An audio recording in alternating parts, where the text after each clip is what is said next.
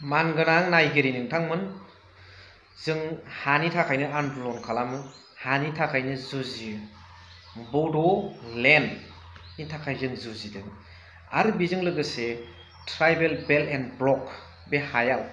Illegally इनक्लुजारफ्रा बेसे बुरजा दं आरो बिथांमोनखौ होखारनायनि थाखाय मा पजिटिभ वे लाजाथावथाव, आरो दिनै जों ट्राइबेल हिसाबै बे ट्राइबेल बेल्ट एन्ड ब्लकआव थानानै जोंनि मोन्थायखौ जों इन्जय खालामनो हाया। बे गासैखिनि खोथाफोरखौ लानानै सासे इउटिउनि आफादगिरि United tribal organisation of Assam marks Basumatary सारा गोबां खोथा बुंदों। आरो बिथाङा बुंबावदों जे रायजो राजाफ्रा अनसायोब्ला एसेल' एमाउन्टनि फैसाजोंनो बे बुस्थुखौ मोजां खामानि मावनानै इन्टारनेशनेल जेनेखि फिल्ड, बे फिल्डआव खामानि मावनानै, इन्टारनेशनेलाव खामानि मावनोबा फैसा नांगौ नङा होमबा, थांनाय फैनाय, बबेबा एखमबा जाहाजजों, बबेबा एर'प्लेनजों थांनांगौ, बे खामानिखौ मावोब्लानो जोंनि ट्राइबेल बेल्ट एन्ड ब्लकआ फुरा प्रटेक्टेड, फुरा रैखाथि गोनां जायो होननानै बिथाङा टेलिफननि गेजेरजों बे आंनि जिबि ब्लग चेनेलनि थ्रुयैहाय फोरमायहरदों रायजो राजाफोरनो। बेखौ नोंथांमोना जोबजासिम मोजाङै खोनासंनानै पइन्ट्सफोरखौ लानानै कमेन्ट्सआव लिरनानै हरबानो जाबाय। स' अब्ला बिथां मार्कस बसुमतारी सारा इन्ड'नेसियायावहाय एसिया लेन्ड फराम 2025आव बे मोनसे प्रग्राम जादों। आरो बे प्रग्रामखौ दैदेनदों जाहैबाय, अर्गानाइज खालामदों जाहैबाय इन्टारनेशनेल लेन्ड क'लिशना। दा बेवहाय थांनानै बिथाङा मा मा सावरायहैदों, आरो जोंखौ ट्राइबेल हिसाबै थांना थानोबा जों मा हाबा मावनांगोन, आरो बेसे गोबावनि उनाव बे ट्राइबेल बेल्ट एन्ड ब्लकआ फुरा सेकिउर्ड जागोन, बेनि खोथाखौ फोरमायदों। खोनासंलांदों। खुलुमबाय सार, आं जिबि ब्लग बुंदों। नोंथांखौ द सेन्टिनेल निउस पेपाराव नुनाय जादोंमोन जे नोंथाङा इउटिउबनि सासे आफादगिरि जानानै एसिया लेन्ड फराम जिहेतु 2025नि इन्ड'नेसियायाव खुंजानाय, दा बिनि मेन उद्देश्यखौ जोंनि बर'नि रायजो राजाफोरनो नोंथाङा मोजाङै डिटेल्स भाबै फोरमायहरदो नामा? हामबायसै। गिबि सेन्टारावहाय नोंथांखौ आरो नोंथांनि चेनेलखौ नायग्रा साफ्रोमखौबो जोंनि इउनाइटेड ट्राइबेल अर्गानाइजेसन अफ आसामनि जानानै गाहाम अनसायनायखौ बावहरग्रोबाय। जोङो इउनाइटेड ट्राइबेल अर्गानाइजेसन अफ आसामा थांनाय बोसोराव ILC, जायखौ होनो इन्टारनेशनेल लेन्ड क'लिशन, बिनि मेम्बार अर्गानाइजेसन जाबाय। जों सोंनाय बादि, नोंथाङा पेपाराव नुनाय बादि एसिया लेन्ड फरामावहाय बे ILCनि प्रग्राममोन, आरो बेवहाय जोङो ILCनि गोदान मेम्बार हिसाबैहाय जोंखौहाय लिंहरदोंमोन। ओमफ्राय जों बेवहाय सामो जों साथाम साब्रै थांनांगौमोन, नाथाय गावसोर सासेल' स्पन्सार खालामोखाय प्रेसिडेन्ट हिसाबै बेवहाय आंल' सौहैनाय जादों। आङो बेवहाय थांनाया जों बर'फोरनि थाखायल' नङा, गासैबो आसामनि ट्राइबेलफोरनि जानानै, आरो लोगोसे माने नर्थ इस्ट इण्डियाआवहाय गुबुन संगठनफ्रा रावबो मेम्बारशिपआव गैयैखाय जोङो बुंनो थाङोब्ला नर्थ इस्ट इण्डियाखौनो रिप्रेजेन्ट खालामहैनाय बादि जादों। बेवहाय जोङो लेन्ड क'लिशन नालाय बियो बिसय रायलायो, हानि बिसय, जेनेबा जोङो जोंनि समस्याफोरखौहाय जों खोन्थायो। जेनेबा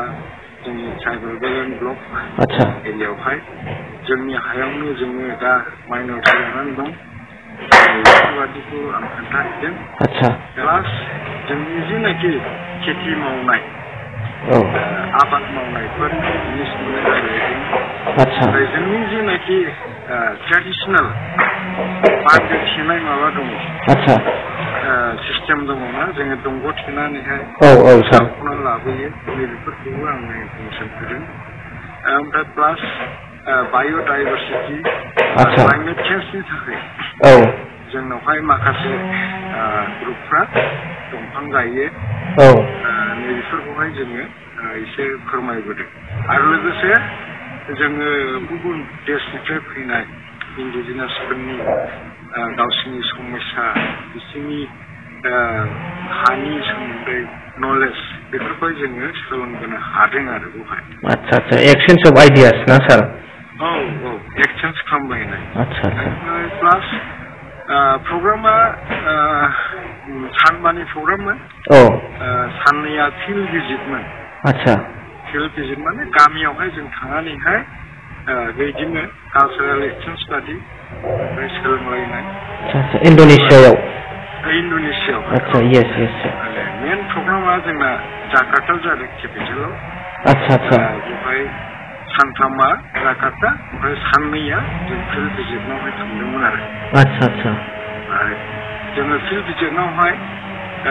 ओरैनोथ' जोङो गासैबो एखेयानोसै भाषाल' गुबुन जों बर'फोर बादिनोसै ओमफ्राय खालि जोङो मोनसे माबाखौल' नुबोदों जोंनि थाखाय सोलोंथाव बुस्थुआ बेनो जे बिसोरो इण्ड'नेसियाथ' जों मिथिखागौ बयबो माने 90% मुस्लिम देश इस्लामखौहाय फल' खालामग्रा नाथाय बिसोरो इस्लाम धर्मखौ लालाबो दाबो गावसोरनि थागिबिनि इन्डिजिनास कालचार जाखिनि जेनाखि ट्रेडिसन बेफोरखौ बिसोरबो गाराखै थिग बेबायदिनो जोंनाबो बेवहाय जोङो जेनेबा बर' ख्रिस्टानफ्राबो बिदिनो धोरोमनि अनगायैहाय थिग बेबायदि कालचारखौ गाराखै नाथाय जोंनि बय थागिबिफ्रा सोरबा जुदि इस्लाम धर्म लायोब्ला गासिबो थाल्ला गारजोबो आरो ओमफ्राय जों सिनायनो हायाना बिसोरखौ जेरै गरिया मरियाफोर दं बिसोरथ' कालचारखौ गारजोबनाय बादि जाहैयो आरो थिग बेबायदिनो बिराद जोङो सोलोंबोनो हाबाय ओमफ्राय फैगोन जुन मासावहाय नैबे एसियानिल'मोन दाख्लै आं थांनाया फेब्रुवारि मासाव ओमफ्राय दा फैगोन जुन मासावहाय आरो आङो इउटिउबनि जानानै बग'टा कलम्बियायाव थांबावगोन आरो बे बग'टा कलम्बियाना बे ग्लबेलनि जागोन वर्ल्डनि ग्लबेल वर्ल्ड लेन्ड फराम ओमफ्राय जोंनि नर्थ इस्ट इण्डियानिफ्राय इउटिउबनि जानानै आं सौहैयो दा बेवहाय सारा बाहागो लाहैबाय इण्ड'नेसियायाव इउटिउबनिफ्राय आफादगिरि हिसाबै सारा बेवहाय सारा बर' स्ट्रागोलनि फारसे फोरमायबोनाय जादों नामा बर'फ्राथ' बर' माने जोङो बिसेसकरि लेन्ड नालाय जोङो गोदान हिसाबैहाय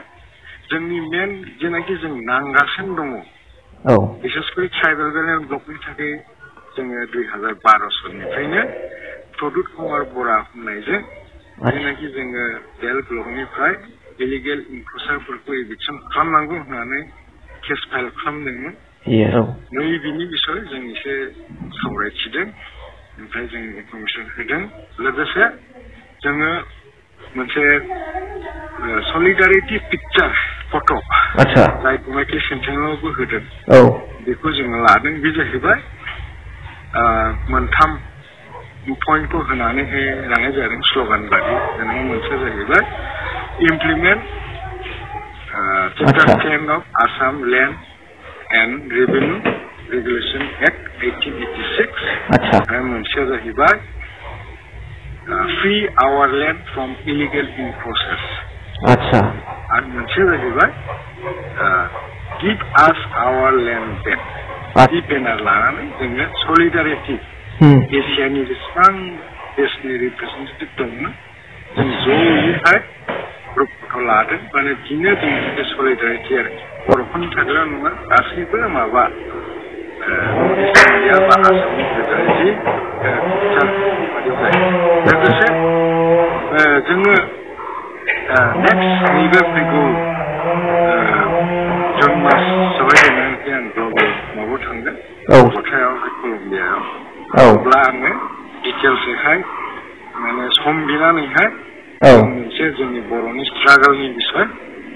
जोंनि मोनसे माबा डकुमेन्टारि बादि बानायनानै लांनायनि मोनसे प्रग्राम लादों जोबोद मोजां अब्ला सार दा रायजो राजाफोरनो सारा खोन्थाहरबावदो ट्राइबेलफोरनो जे आंनि भिडिअनि गेजेरजों जायफोर बिथांमोना एक्टिभ थाबाय थायो नायबाय थायो निश्चय बिथांमोना बुजिनो लुबैगोन आरो बिथांमोनाबो मिन्थिखागौ जोंनि ट्राइबेल बेल एन्ड ब्लकआ दा बर्तमानाव माबादि सेफटियाव दङ बिनि एसे कन्डिसनफोरखौ मिन्थिखायो बे हिसाबै नोंथांनि जे बाहागो लानाय आरो इयुनाव बाहागो लागोन आरो जे नोंथाङा जे खामानि मावदों इउटिउबआ नोंथांनि दैदेननायाव बिनि गेजेरजों जोङो फुरा 100% लेन्ड जास्टिसखौ लेन्ड राइट्सखौ उइदाउट एनि फेल जों मोनथारगोन नामा बेखौ सारा फोरमायहरबावदो। हामबायसै बे मोजांथार एकदम गोनांथार कुइसनखौ सोंनायनि थाखाय नोंथांमोना मिथिखागौ जे जोंना आङो बर' हिसाबै बर'नि स्ट्रागलखौ एसे बुंनो सानदों जोङो बे लेन्डनि थाखायनो जोंहा जेनाखि राइट्स दङ बेनि थाखायनो जोङो अलरेडि 57 इयार्स जाबाय जोङो पिटिसिनिफ्रायनो जोङो बेबायदि आन्दलन खालामबोनाया नाथाय गासैबो नुबाय जोङो फैयै फैयै जोङो नाखि स्टेप मोननै मोनथाम मोनबाय खिन्थु मेन गलावहाय जोङो दाबो सहैनो हायाखै बिनि थाखायनो जोङो सिन्था खालामनानैहाय नैबे इउटिअ इउनाइटेड ट्राइबेल अर्गानाइजेसन आसामखौहाय जोङो दादों आरो बे संगठनखौ जाहाथे जोङो जयैहाय गासैबो आसामनि ट्राइबेल माहारिखौ लानानै मोनसे कमन प्लेटफर्म जों दादों आरो दानानै जोंनि थांखिया जाहैबाय जोङो आयेनजों नांनानै जोंनि जिनाखि ट्राइबेल बेल एन्ड ब्लक दं बा हानि राइट्स दं फरेस्ट राइट्स दङ बेफोरखौ जोङो माने जेरैबायदि आयेनावहाय लिरनाय दं बेबायदि आखरे गभर्नमेन्टआ सरकारा बेखौ मावफुंनांगौ होननानै प्रेसार ट्राइब प्लास जायफ्रानाखि इलिगेल इनक्रचारफ्रा जोंनि ट्राइबेल बेल एन्ड ब्लकआवहाय इलिगेल भाबै रायजो जागासिनो दं बिसोरखौहाय जोङो आउट खालामनायनि थाखाय प्ररुत कुमार बरा होननायजों लोगोसे 2012 सनावहाय जोङो गुवाहाटि हाइकर्टआवहाय PIL नं 78/2012 बेखौहाय जोङो केस फाइल खालामदों आरो बे केस फाइल खालामनानैहाय नोंथांमोना बयबो मिथिखागौ जोङो खननै अलरेडि गुवाहाटि हाइकर्टनिफ्राय इलेक्सननि थाखाय अर्डारबो मोनबाय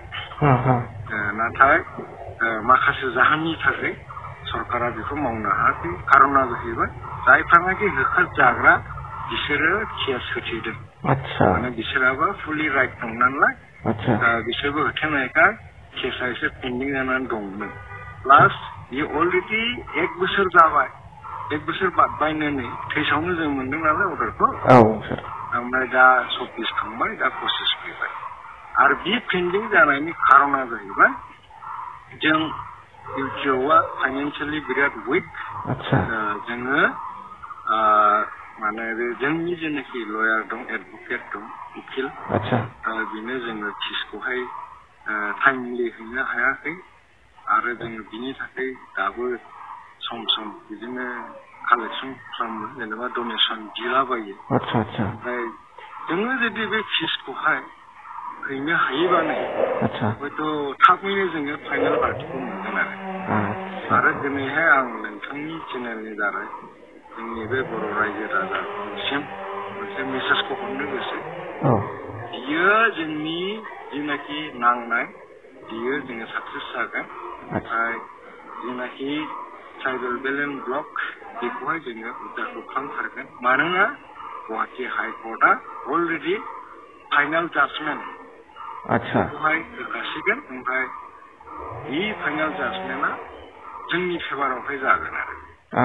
खालि जोङो दा फाइनाल भार्डिक्टल' नेनानै दं फाइनाल भार्डिक्ट खनसे जोङो मोनोबा जोंनि सरकारा बेखौ हमथानो हाया 9 मासनि गेजेरावहाय बिसोरो गुवाहाटि हाइकर्टनि अर्डारखौहाय कारजकरि खालामथारनांगोन आरो बा जोङो 9 मासनि उनाव बिसोरखौ कन्टेम्प्ट केस होफिननो हायो स' नोंथांमोना नुनो मोनबाय खोनानो मोनबाय जा मा सानो कमेन्ट सेक्सनजों फोरमायहरबानो जाबाय स' थेंक इउ भेरि माच फर वाचिं लाभ इउ अल